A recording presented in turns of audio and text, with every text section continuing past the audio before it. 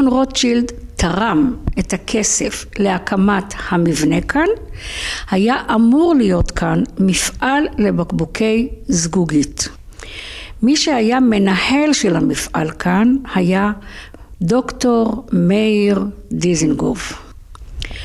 הזכוכית שיוצאת מהחול המקומי יוצאת בצבעים מאוד כהים, שחורים, ירוקים, חומים.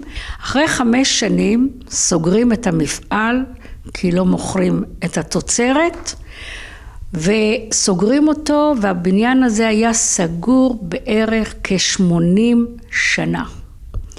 אחרי 80 שנה הופכים את המקום למוזיאון, וכאן מתחיל הסיפור ההיסטורי של העיר דור בת 4,000 שנה.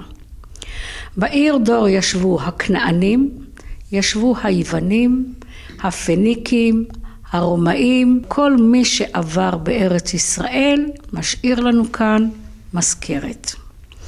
אפילו נפוליאון היה כאן לפני 212 שנים. נפוליאון מגיע לכאן ואין לו אוניות, הוא מחליט לזרוק הרבה מהציוד המלחמתי שלו לים. המוזיאון שלנו מחולק לנושאים, יש שם רצפת פסיפס מאוד יפה, אלת הסתיו מלפני 2,200 שנה, הכל עשוי מאבנים קטנטנות, חלקם מזכוכית בצבעים ירוק ותכלת. אנחנו עוברים לחדר שיש לנו תצוגה של התקופה הפניקית. אנחנו עוברים לחדר של הנושא שלו זה נשים. אנחנו רואים כאן תכשיטים מזהב, מאבני חן.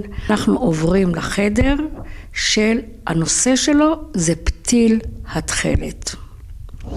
בחדר הזה אנחנו רואים את החלזונות, את שמות החלזונות שמהם הפיקו את הצבע ארגמן, את הצבע התכלת ואת הצבע הסגול, ארגמן סגול. אני רק רוצה לציין שהדגל שלנו הוא בעקבות פתיל התכלת שצבעו כחול לבן.